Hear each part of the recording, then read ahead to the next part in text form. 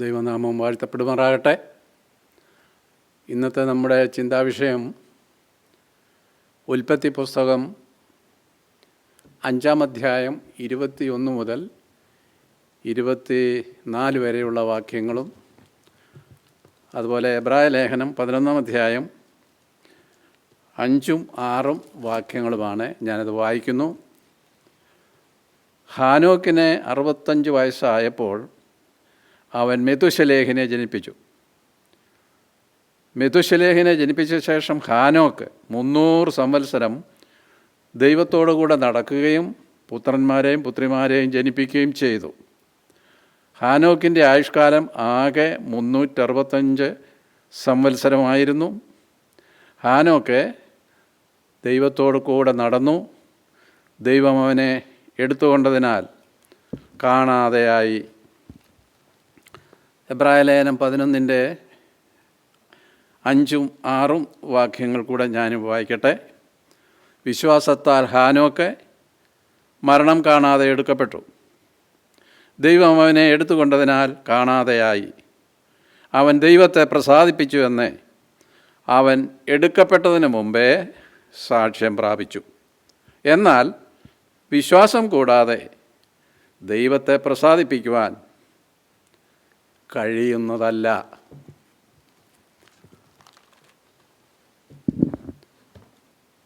ഹാനോക്കിനെ കുറിച്ചാണ് നാം ഇന്ന് ചിന്തിക്കുവാൻ പോകുന്നത് എന്ന് നിങ്ങൾക്കറിയാമല്ലോ. നമ്മൾ യൂദായുടെ ലേഖനത്തിൽ ഹാനോക്കിനെ കുറിച്ച് പറഞ്ഞിട്ടുണ്ട്. അവിടെ ആദാം മുതൽ 7-ാമനായ ഹാനോക്ക് എന്നാണ് പറഞ്ഞിരിക്കുന്നത്. ഉൽപ്പത്തിയിൽ നമുക്ക് 2 ഹാനോക്കന്മാരെ കാണുവാനായിട്ട് കഴിയും. അത് ആദാമിൻ്റെ തലമുറയിൽപ്പെട്ടവരാണ്. ഉൽപ്പത്തി 4:17 കായീൻ തൻ്റെ ഭാര്യയെ പരിഗ്രഹിച്ചു. അവൾ ഗർഭം ധരിച്ചു, ഹാനോക്കിനെ പ്രസവിച്ചു. അവനൊരു പട്ടണം പണിതു. ഇന്ന് നാം ചിന്തിക്കുന്നത് ഈ ഹാനോക്കിനെ കുറിച്ചല്ല. എന്നാൽ ആദാമിൻ്റെ വംശപാരമ്പര്യത്തിൽ യാരദിൻ്റെ ആദ്യജാതൻ ഹാനോക്ക് ജനിച്ചു എന്ന് ഉൽപ്പത്തി 5:18 നാം വായിക്കുന്നു.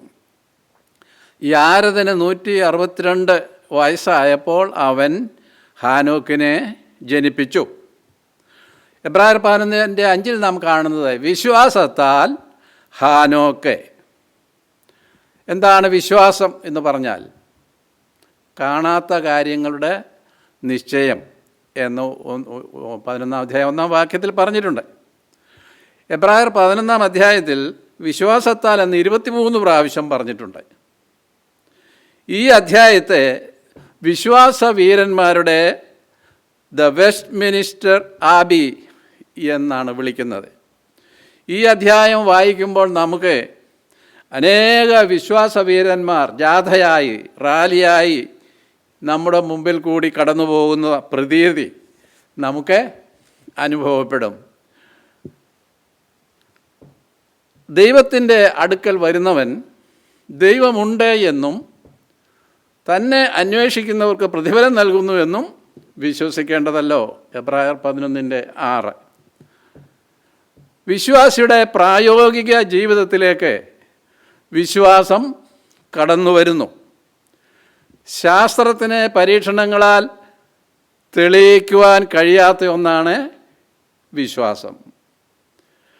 ആധുനിക സയൻസ് ദൃശ്യമായതെല്ലാം അദൃശ്യമായതിൽ നിന്നാണ് സംജാതമായിരിക്കുന്നത് എന്ന് തെളിയിച്ചിട്ടുണ്ട്. ബൈബിൾ അതിന് എതിരല്ല. ബൈബിളിലെ 1-ാമത്തെ വാക്യം തന്നെ വിശ്വാസത്തിൻ്റെ ബഹിർഗമനമാണ്. ആദിയിൽ ദൈവം ആകാശവും ഭൂമിയും സൃഷ്ടിച്ചു. ഒരിക്കലൊരു നിരീശ്വരൻ പാവപ്പെട്ട ഒരു വൃദ്ധയായ സ്ത്രീയോട് ഇങ്ങനെ പറഞ്ഞു, ദൈവമില്ല. അപ്പോൾ ആ വൃദ്ധയായ സ്ത്രീ ഇങ്ങനെ മറുപടി പറഞ്ഞു, ഇന്ന് രാവിലെയും 1.5 മണിക്കൂർ ഞാൻ അദ്ദേഹത്തോട് സംസാരിച്ചു എന്നാണ് മറുപടി പറഞ്ഞത്. 2 കൊരിന്ത്യർ 5:7 പൗലോസ് പറയുന്നത് കാഴ്ചയാലല്ല, പിന്നെ വിശ്വാസത്താൽ അത്ര ഞങ്ങൾ നടക്കുന്നത്. നാം രക്ഷിക്കപ്പെട്ടത് വിശ്വാസത്താലാണ്. ക്രിസ്തു നമ്മുടെ ഹൃദയങ്ങളിൽ വസിക്കുന്നത് വിശ്വാസത്താലാണ്. ലോകത്തെ ജയിച്ച ജയമോ നമ്മുടെ വിശ്വാസം തന്നെ. 1 യോഹന്നാൻ 5:4. നാം ജീവിക്കുന്നത് എന്നെ സ്നേഹിച്ച് എനിക്ക് വേണ്ടി തന്നെത്താൻ ഏൽപ്പിച്ചു കൊടുത്ത ദൈവപുത്രനിലുള്ള വിശ്വാസത്താലാണ്. ഇവിടെ ഹാനോക്കിനെ കുറിച്ച് നാം കാണുമ്പോൾ ഒന്നാമത് നാം കാണുന്നത് ഹാനോക്ക് ദൈവത്തോട് കൂടെ നടന്നു എന്നാണ്. ബൈബിളിൽ നടപ്പ് എന്നുള്ള പ്രയോഗം ഒരു മെറ്റഫറാണ്, അല്ലെങ്കിൽ ഒരു രൂപക അലങ്കാരമായിട്ടാണ് പറഞ്ഞിരിക്കുന്നത്. നാം പിന്തുടരേണ്ടതിൻ്റെ പാറ്റേൺ അഥവാ മാതൃക ആണിത്. പഴയ നിയമത്തിൽ നമ്മൾ പഠിച്ചാൽ ദൈവത്തോടുള്ള സ്നേഹവും അവൻ്റെ വചനത്തോടുള്ള അനുസരണവും ഉള്ള ചിലരെ സംബന്ധിച്ച് നാം കാണുന്നത് അവർ ദൈവത്തോട് കൂടെ നടന്നു എന്നാണ്. ഉൽപ്പത്തി 6:9 നോഹയെക്കുറിച്ച് നമ്മൾ വായിക്കുന്നു. അവിടെ നോഹ തൻ്റെ തലമുറയിൽ നീതിമാനും നിഷ്കളങ്കനുമായിരുന്നു.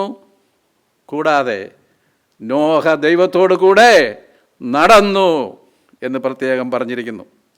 അതുപോലെ അബ്രഹാമിനെ കുറിച്ച് പറഞ്ഞിരിക്കുന്നത് നോക്കുക.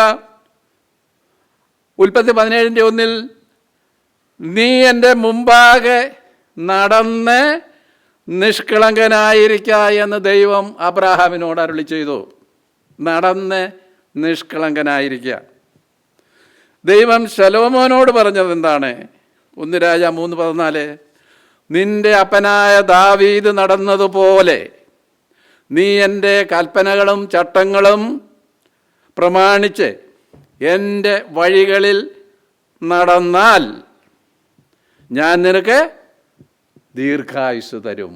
എൻ്റെ വഴികളിൽ നടന്നാൽ എന്ന് പറഞ്ഞാൽ എൻ്റെ വഴികളിൽ നീ ജീവിക്കണം. ഈ ലോകത്തിൽ ആ വഴി വിട്ട് ഇടത്തോട്ടോ വലത്തോട്ടോ മാറുവാനായിട്ട് പാടില്ല. ഹിസ്കിയ രാജാവ് ഒരിക്കൽ ദൈവത്തോട് നിലവിളിച്ചു. ഹിസ്കിയ രാജാവ് 2 രാജാക്കന്മാർ 20:3 നമ്മൾ വായിക്കുന്നത്, അയ്യോ യഹോവേ, ഞാൻ വിശ്വസ്തയോടും ഏകാഗ്ര ഹൃദയത്തോടും കൂടെ തിരുമുമ്പിൽ നടന്നു, നിനക്ക് പ്രസാദമായുള്ളത് ചെയ്തിരിക്കുന്നു. അപ്പോൾ സങ്കീർത്തനത്തിൽ നിന്ന് അനേക പ്രാവശ്യം വായിക്കുന്നുണ്ട്, നിഷ്കളങ്കനായി നടന്ന് നീതി പ്രവർത്തിക്കണം. അതുപോലെ സദൃശവാക്യത്തിൽ അവർ ജ്ഞാനത്തോടെ നടക്കുന്നവരാണ്. പുതിയ നിയമത്തിൽ അനവധി പ്രാവശ്യം നമ്മുടെ ജീവിതത്തെക്കുറിച്ച് അല്ലെങ്കിൽ നമ്മുടെ നടപ്പ് എങ്ങനെയായിരിക്കണം എന്ന് പറഞ്ഞിട്ടുണ്ട്. ദൈവാത്മാവ് നടത്തുന്നവർ ഏവരും ദൈവത്തിൻ്റെ മക്കളാകുന്നു. റോമർ 8:14. അതുപോലെ എഫേസ്യർ 5:2 സ്നേഹത്തിൽ നടക്കുക. 5:8 വെളിച്ചത്തിൽ അഥവാ വിശുദ്ധിയിൽ നടക്കുക. എഫേസ്യർ 5:15 ജ്ഞാനികളായി നടക്കുക. 2 ജോൺ 4 സത്യത്തിൽ നടക്കുക. 1 തെസ്സലോനിക്ക 2:12 ദൈവത്തിന് യോഗ്യമായി നടക്കണം. യോഹന്നാൻ തൻ്റെ ലേഖനത്തിൽ പറഞ്ഞിരിക്കുന്നത്, അവനിൽ വസിക്കുന്നു എന്ന് പറയുന്നവൻ അവൻ നടന്നതുപോലെ നടക്കേണ്ടതാകുന്നു. അവൻ നടന്നതുപോലെ നടക്കണം. അതാണ് ഒരു വിശ്വാസിയുടെ വലിയ കർത്തവ്യം. അപ്പോൾ നടക്കുക എന്ന് പറഞ്ഞാൽ അത് അനുസ്യൂതമായ ഒരു ജീവിതക്രമത്തെയാണ് കാണിക്കുന്നത്. ഗലാത്യർ 5:16 ആത്മാവിനെ അനുസരിച്ച് നടപ്പീൻ, എന്നാൽ നിങ്ങൾ ജഡത്തിൻ്റെ മോഹം നിർവഹിക്കുകയില്ല എന്ന് വായിക്കുന്നു. നമ്മിൽ സ്ഥിരമായി വസിക്കുവാനും നമ്മെ നടത്തുവാനും പരിശുദ്ധാത്മാവിനെ ദൈവം നമുക്ക് നൽകിയിട്ടുണ്ട്. അതുകൊണ്ട് നാം ആത്മാവിനോട് പോരാടുന്ന ജഡമോഹങ്ങളെ വിട്ട് ഓരോ വിശ്വാസിയും അകന്നുകൊള്ളണം. Abstain from fleshly lust. ആത്മാഭിലാഷം ജഡത്തിനും ജഡാഭിലാഷം ആത്മാവിനും വിരോധമായിരിക്കുന്നു. ഗലാത്യർ 5:17. അപ്പോൾ എഫേസ്യർ 4:1 പറയുന്നത്, നിങ്ങളെ വിളിച്ചിരിക്കുന്ന വിളിക്ക് യോഗ്യമായി എങ്ങനെ നടക്കണം? പൂർണ്ണ വിനയത്തോടും സൗമ്യതയോടും ദീർഘക്ഷമയോടും കൂടെ നടക്കണം. നാം ഓരോരുത്തരും സ്വർഗീയ വിളിക്ക് ഓഹരിക്കാരാണ്, നമുക്കറിയാം. അപ്പോൾ ക്രിസ്തുവിനോടുകൂടെ സ്വർഗത്തിൽ ഇരിക്കുവാൻ വിളിക്കപ്പെട്ടവരാണ് നാം. അവൻ്റെ മഹത്വത്തിന് ചേരുന്ന നിലയിൽ നാം ജീവിക്കണം, അല്ലെങ്കിൽ നടക്കണം. നമ്മുടെ വിശ്വാസ വിഷയങ്ങളാണ് നമ്മുടെ കാലടികളെ നിയന്ത്രിക്കുന്നത്. വിശ്വാസ വിഷയങ്ങളാണ്. നാം അതുകൊണ്ട് സത്യസന്ധരായി നടക്കണം. സങ്കീർത്തനം 15:2. അവിടെ നമ്മൾ വായിക്കുന്നത്, നിഷ്കളങ്കനായി നടന്ന് നീതി പ്രവർത്തിക്കണം എന്നാണ്. വാക്ക് അപ്പ് റൈറ്റ്ലി എന്നാണ് ഇംഗ്ലീഷിൽ കാണുന്നത്. അതുപോലെ സങ്കീർത്തനം 119:1 യഹോവയുടെ വചനം അനുസരിച്ച് നാം നടക്കണം. യഹോവയുടെ ന്യായപ്രമാണം അനുസരിച്ച് നടപ്പിൽ നിഷ്കളങ്കരായവർ ഭാഗ്യവാന്മാർ എന്ന് സങ്കീർത്തനം 119:1 നമ്മൾ വായിക്കുന്നു. Walk in the law of the Lord. യഹോവയുടെ ന്യായപ്രമാണം അനുസരിച്ച് നടക്കുക. ഹാനോക്ക് ദൈവത്തിൻ്റെ പ്രതിഫലം ആരാഞ്ഞു എന്ന് നമ്മൾ വായിച്ചു. ഹാനോക്ക് എന്നുള്ള വാക്കിൻ്റെ അർത്ഥം സമർപ്പിക്കപ്പെട്ടവൻ എന്നാണ്. സമർപ്പിക്കപ്പെട്ടവൻ ദൈവത്തിൻ്റെ അസ്തിത്വത്തിൽ അഥവാ എക്സിസ്റ്റൻസ്, അതിൽ വിശ്വസിക്കുക മാത്രമല്ല, പിന്നെ ദൈവം തന്നെ വിശ്വസിക്കുന്നവർക്ക് പ്രതിഫലം കൊടുക്കുന്നവനാണെന്നും ഹാനോക്ക് വിശ്വസിച്ചു.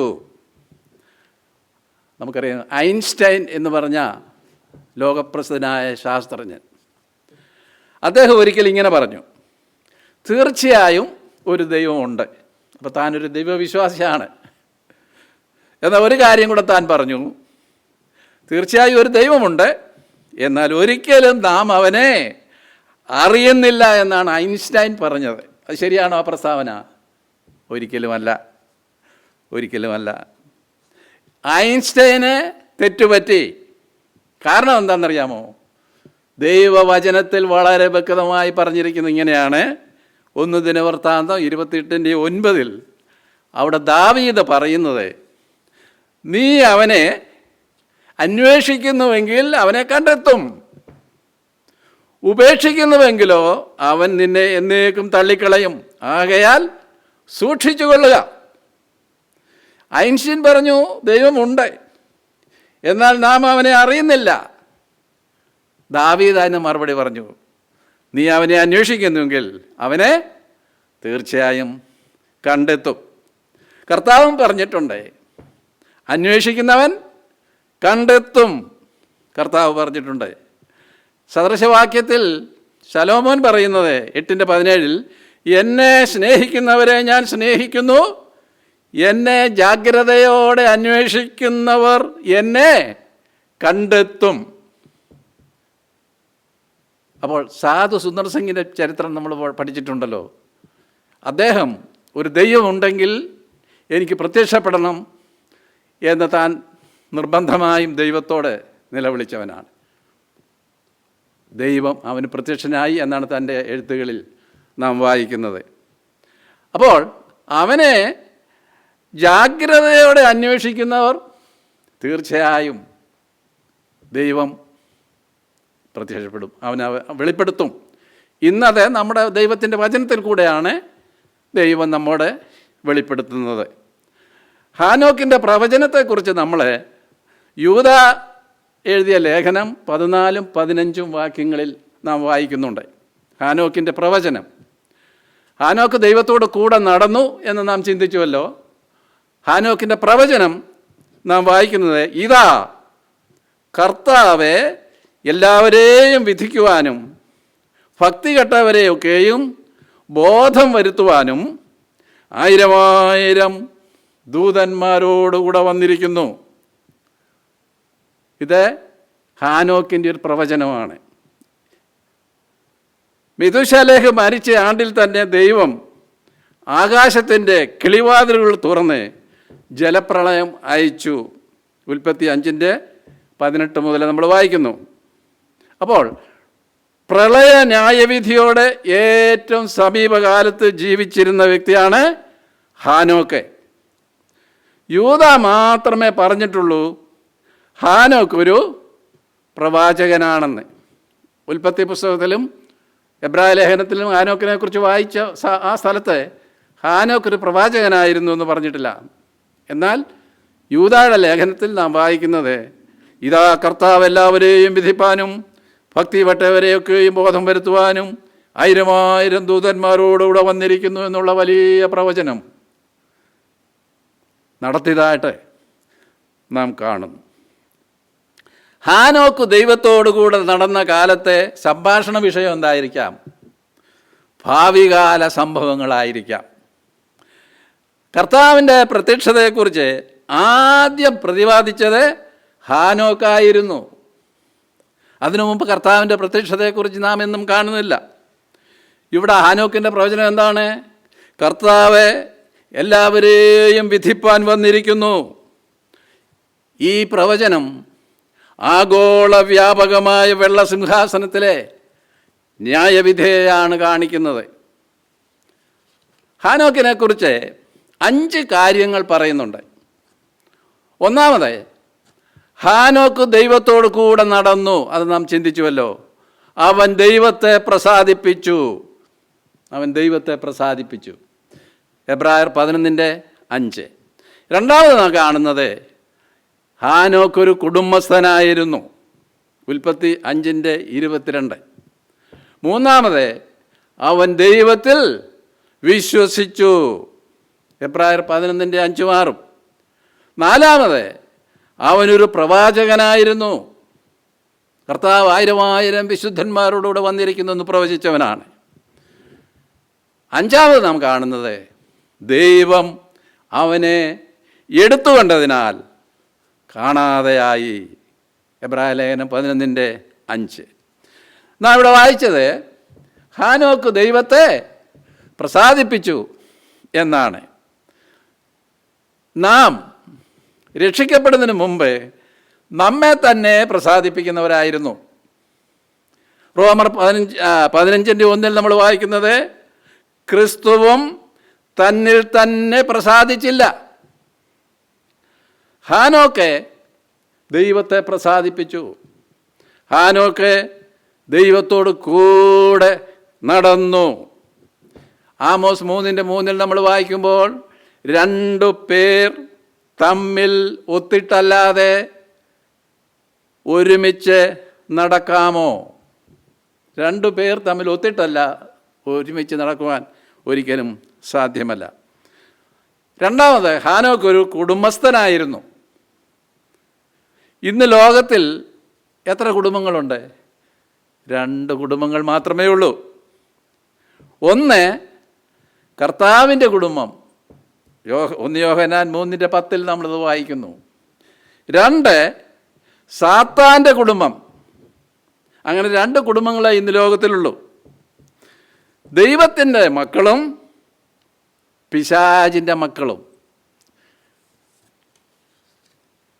ദൈവത്തിൻ്റെ മക്കളും പിശാചിൻ്റെ മക്കളും. ദൈവ കുടുംബത്തിലുള്ള ഒരാൾ, ഒരു യുവാവ്, സാത്താൻ്റെ കുടുംബത്തിലെ ഒരു യുവതിയെ വിവാഹം കഴിച്ചാൽ അവൻ സാത്താൻ്റെ മരുമകൻ എന്ന് പറയേണ്ടി വരും.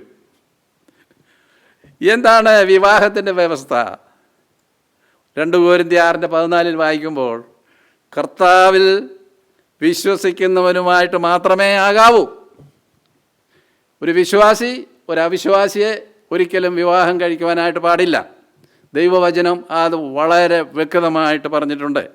കർത്താവിൽ വിശ്വസിക്കുന്നവനുമായിട്ട് മാത്രമേ ആകാവൂ. ലേവ്യാപുസ്തകം 18-6-7 വാക്യങ്ങളിൽ ചാർച്ചയിൽ നിന്ന് അരുത് എന്ന് പറഞ്ഞാൽ സ്വന്തം കുടുംബത്തിൽ നിന്ന്, ചാർച്ചയിൽപ്പെട്ടവരിൽ നിന്ന് ഉള്ള വിവാഹം, ആണിനെയോ പെണ്ണിനെയോ വിവാഹം കഴിക്കുന്നത് പഴയ നിയമത്തിൽ അത് വിലക്കിയിരിക്കുകയാണ്. ചാർച്ചയിൽ നിന്ന് അരുതെന്ന് ലേവ്യാപുസ്തകം 18-6-7 വാക്യങ്ങളിൽ വളരെ വ്യക്തമായിട്ട് പറഞ്ഞിരിക്കുന്നു. ഹാനോക്ക് തൻ്റെ മകൻ മെഥൂശലേഹിനെ ജനിപ്പിച്ച ശേഷമാണ് ദൈവത്തോട് കൂടെ നടന്നത്. മെഥൂശലേഹ് അവൻ മരിക്കുമ്പോൾ അത് സംഭവിക്കും. മെഥൂശലേഹൻ എന്നുള്ള വാക്കിൻ്റെ അർത്ഥം അതാണ്. അവൻ മരിക്കുമ്പോൾ അത് സംഭവിക്കും. എന്താണ് സംഭവിച്ചത്? ജലപ്രളയം. നമ്മളത് വായിക്കുന്നുണ്ട്. ഇവിടെ ആമോസ് 3:7 കർത്താവ് പറഞ്ഞിരിക്കുന്നത്, യഹോവയായ കർത്താവ് തൻ്റെ പ്രവാചകന്മാരായ ദാസന്മാർക്ക് തൻ്റെ രഹസ്യം വെളിപ്പെടുത്തി കൊടുക്കാതെ ഒരു കാര്യവും ചെയ്യുകയില്ല. അപ്പോൾ മെഥൂശലേഹ് മരിച്ച ആണ്ടിൽ തന്നെ ദൈവം ആകാശത്തിൻ്റെ കിളിവാതിലുകളെ തുറന്ന് ജലപ്രളയം അയച്ചു. മെഥൂശലേഹ് 969 വർഷം ജീവിച്ചിരുന്ന ആളാണ്. ബൈബിളിൽ ഏറ്റവും കൂടുതൽ വർഷം ജീവിച്ചിരുന്ന ഒരാളാണ് മെഥൂശലേഹ്.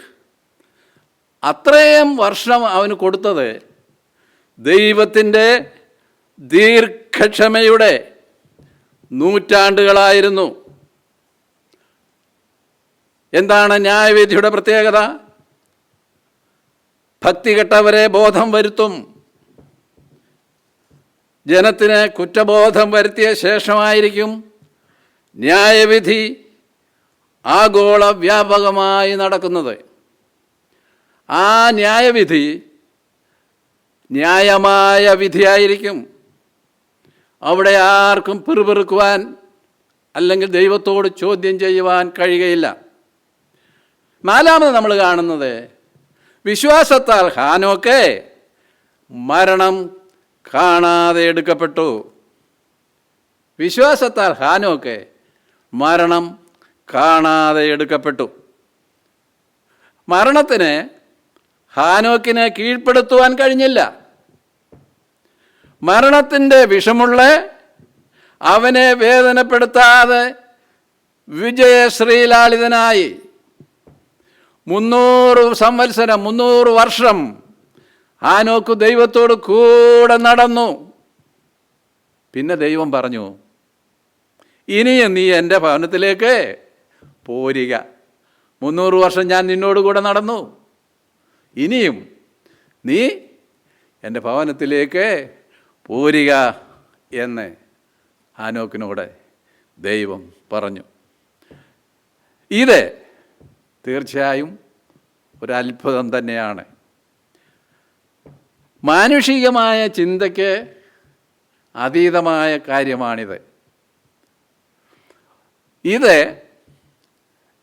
ഇന്ന് ജീവനോടിരിക്കുന്ന വിശ്വാസികളുടെ ഉൽപ്രാവണത്തെ അല്ലെങ്കിൽ സ്വർഗത്തിലേക്കുള്ള എടുത്തുകൊള്ളപ്പെടലിൻ്റെ ചിത്രമാണ് ഹാനോക്കിനെ ജീവനോടെ സ്വർഗത്തിലേക്ക് ദൈവം കൊണ്ടുപോയത്.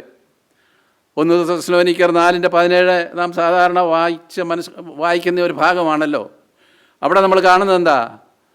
പിന്നെ ജീവനോട് ശേഷിക്കുന്ന നാം അവരോടൊരുമിച്ച് ആകാശത്തിൽ കർത്താവിനെ എതിരേൽപ്പാൻ മേഘങ്ങളിൽ എടുക്കപ്പെടും. ഇങ്ങനെ നാം എപ്പോഴും കർത്താവിനോട് കൂടെ ആയിരിക്കും. എത്രയോ പ്രത്യാശാജനകമായ ഒരു വാക്യമാണത്. കർത്താവ് വരുമ്പോൾ ജീവനോടെ ശേഷിക്കുന്നവർ രൂപാന്തരപ്പെട്ട് മരിച്ച് എഴുന്നേൽക്കുന്നവരോട് ഒപ്പം തന്നെ ആകാശത്തിൽ കർത്താവിനെ എതിരേൽക്കുവാൻ മേഘങ്ങളിൽ എടുക്കപ്പെടും. അനുഗ്രഹീതമായ പ്രത്യാശയുടെ വാക്കുകളാണ്.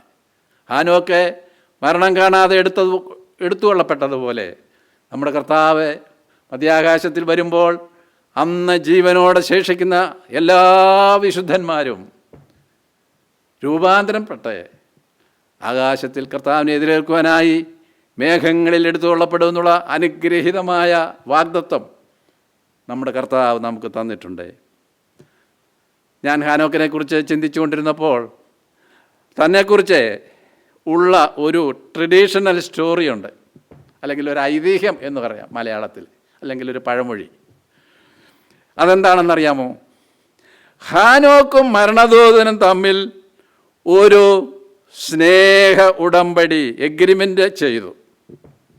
ഹാനോക്കും മരണദൂതനും തമ്മിൽ ഒരു എഗ്രിമെൻ്റ് ചെയ്തു. എന്താ അത്?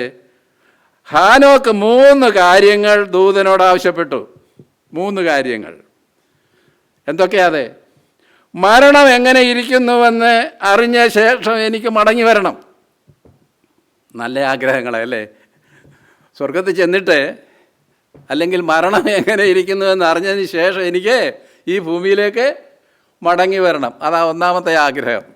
രണ്ടാമത്തെ ആഗ്രഹം എന്തുവാ? ദുഷ്ടന്മാരുടെ വാസസ്ഥലം ഒന്ന് കാണണം. അത് നല്ല ആഗ്രഹമല്ലേ? ദുഷ്ടന്മാരുടെ വാസസ്ഥലം എനിക്കൊന്ന് കാണണം. ഒന്നാമത് മടങ്ങി വരണം. രണ്ടാമത് ദുഷ്ടന്മാരുടെ വാസസ്ഥലം എനിക്കൊന്ന് കാണണം. മൂന്നാമത്തെ ആവശ്യം എന്തായിരുന്നു? ദൈവത്തിൻ്റെ ദാസന്മാർ ആസ്വദിക്കുന്ന സന്തോഷം ഒന്ന് കാണുവാൻ പറുദീസ ഒന്ന് തുറന്നു തരണം. എല്ലാം മരണദൂതൻ സമ്മതിച്ചു, അനുവദിച്ചു. എന്നാൽ ഹാനോക്ക് പറുദീസയുടെ ഒരു നോക്കു ലഭിച്ചു കഴിഞ്ഞ ശേഷം ഭൂമിയിലേക്ക് ഒരിക്കലും തിരികെ വന്നില്ല എന്നാണ് ഈ ട്രഡീഷണൽ സ്റ്റോറി പറയുന്നത്. മരണം കാണാതെ എടുക്കപ്പെട്ടു എന്നാണ് നമ്മൾ വായിക്കുന്നത്. ഹാനോക്ക് മരണം കാണാതെ എടുക്കപ്പെട്ടു എന്ന് പറഞ്ഞാൽ മരണം അനുഭവിക്കാതെ താൻ സ്വർഗത്തിലേക്ക് എടുക്കപ്പെട്ടു എന്നാണ്. ഇന്ന് ലോകം വിറ്റും നട്ടും തിന്നും കുടിച്ചും വിവാഹത്തിന് കൊടുത്തും ഒക്കെ മുൻപോട്ട് പോവുകയാണ്. ഹാനോക്ക് പ്രതിബന്ധങ്ങളുടെ ഇടയിൽ ദൈവത്തെ പ്രസാദിപ്പിച്ചു. പ്രതികൂലങ്ങളുടെ, പ്രയാസങ്ങളുടെ, കഷ്ടതയുടെ നടുവിൽ അവൻ ദൈവത്തോട് കൂടെ നടന്നു എന്നുള്ളത് ഒരു നിസാര കാര്യമല്ല. ജീവിതത്തിൽ പ്രതികൂലങ്ങൾ വരുമ്പോൾ, രോഗങ്ങൾ വരുമ്പോൾ, കഷ്ടതകൾ വരുമ്പോൾ അനേകം വിശ്വാസികളും പിറുപിറുക്കുകയും ദൈവസന്നിധിയിൽ നിന്ന് പിന്മാറിപ്പോവുകയും ചെയ്യുന്നവരായിട്ടുണ്ട്. എന്നാൽ യഥാർത്ഥമായ വിശ്വാസം എന്ന് പറയുന്നത് ജീവിതത്തിൽ എന്തെല്ലാം സംഭവിച്ചാലും യോബിനെ പോലെ യഹോവ തന്നു, യഹോവ എടുത്തു, യഹോവയുടെ നാമം വാഴ്ത്തപ്പെടുമാറാകട്ടെ. യഥാർത്ഥമായ വിശ്വാസം അവിടെയാണ് നാം കാണുന്നത്.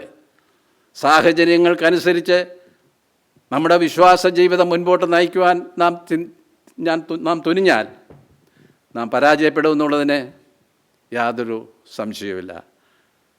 ജീവിതത്തിൽ എന്തെല്ലാം സംഭവിച്ചാലും I have decided to follow Jesus, no turning back, no turning back എന്ന് ഭക്തൻ പാടിയതുപോലെ അന്ത്യം വരെയും അവൻ്റെ കാൽച്ചൂടുകളെ പിൻപറ്റുവാൻ തക്കവണ്ണം ഹാനോക്കിനെ പോലെ ദൈവത്തോടുകൂടെ നടന്ന് ദൈവത്തെ പ്രസാദിപ്പിച്ച് നല്ലൊരു ജീവിതം നയിക്കുവാൻ ഓരോ വിശ്വാസിക്കും കഴിയേണ്ടത് വളരെ ആവശ്യമാണ്.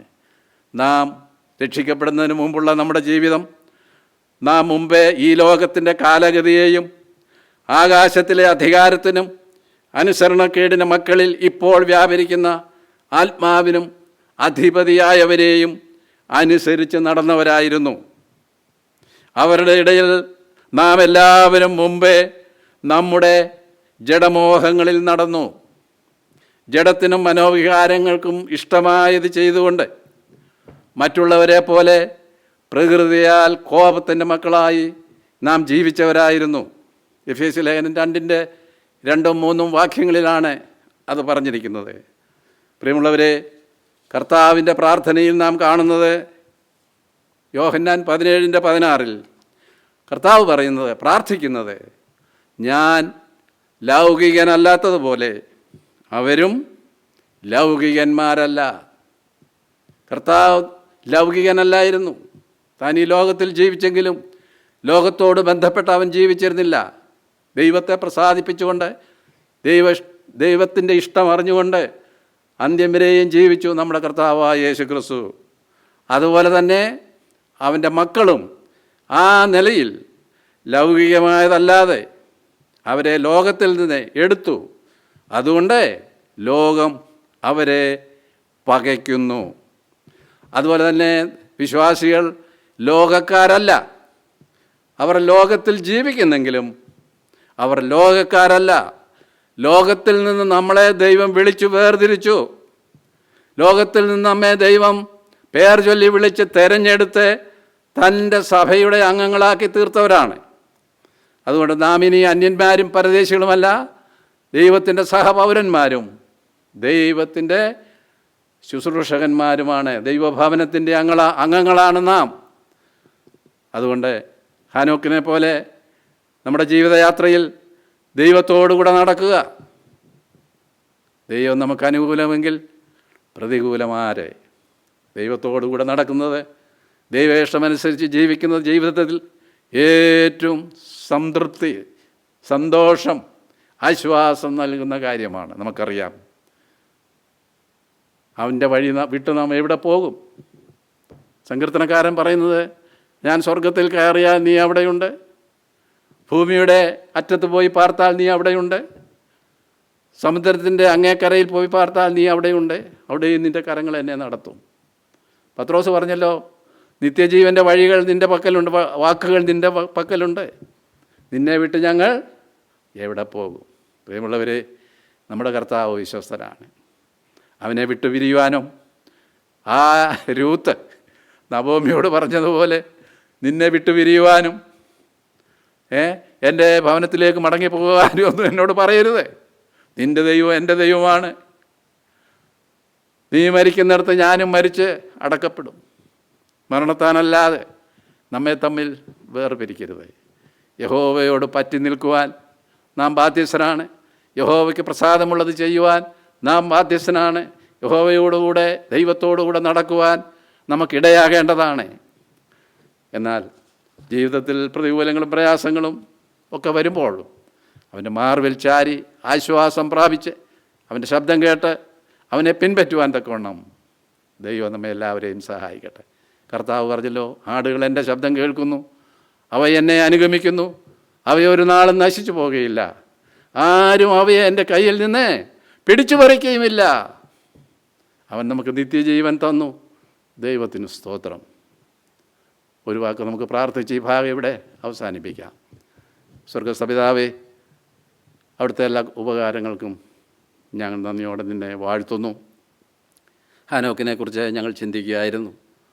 അനേക നൂറ്റാണ്ടുകൾക്ക് മുമ്പ് ദൈവത്തിന് പ്രസാദകരമായി ജീവിച്ച ഹാനോക്ക്, ദൈവത്തോടു കൂടെ നടന്ന ഹാനോക്ക് ഞങ്ങൾക്ക് ഇന്നൊരു മാതൃകയായി ഉള്ളതുകൊണ്ട് കർത്താവെ, ഞങ്ങൾ നിന്നെ സ്തുതിക്കുന്നു. തിരുവചനത്തിൽ അനേക പിതാക്കന്മാരുടെ ജീവിതത്തെക്കുറിച്ച് വെളിപ്പെടുത്തി ഞങ്ങൾക്ക് തന്നിട്ടുണ്ട്. ഞങ്ങൾ ആ വിലയേറിയ സത്യങ്ങൾ അറിഞ്ഞ് കർത്താവിനെ പിൻപറ്റുവാൻ, അവനെ പ്രസാദിപ്പിക്കുന്നവരായി തീരുവാൻ ഞങ്ങൾക്ക് ഓരോരുത്തർക്കും സംഗതിയാകേണ്ടതിന് അടിയങ്ങൾ നിന്നോട് വിനയമായിട്ട് പ്രാർത്ഥിക്കുന്നു. അവിടുത്തെ എല്ലാ കൃപകൾക്കായി സ്തോത്രം. വചനം കേട്ട എല്ലാവരെയും അനുഗ്രഹിക്കണമേ. കർത്താവായ യേശു ക്രിസ്തുവിൻ്റെ വിലയേറിയ നാമത്തിൽ അപേക്ഷിക്കുന്നു. കൃപയുണ്ടായി കേൾക്കുമാറാകണമേ. ആമീൻ. ഞാൻ എഴുതിയൊരു പാട്ടിൻ്റെ 1-2 അടി ഒന്ന് കേൾപ്പിക്കാം. ദൈവമേ നിൻ വചനങ്ങൾ എന്നുള്ളൊരു പഴയൊരു പാട്ട് ഞാൻ എഴുതിയതാണ്. അത് ബിനോയ് ചാക്കോ ആണ് പാടിയിരിക്കുന്നത്.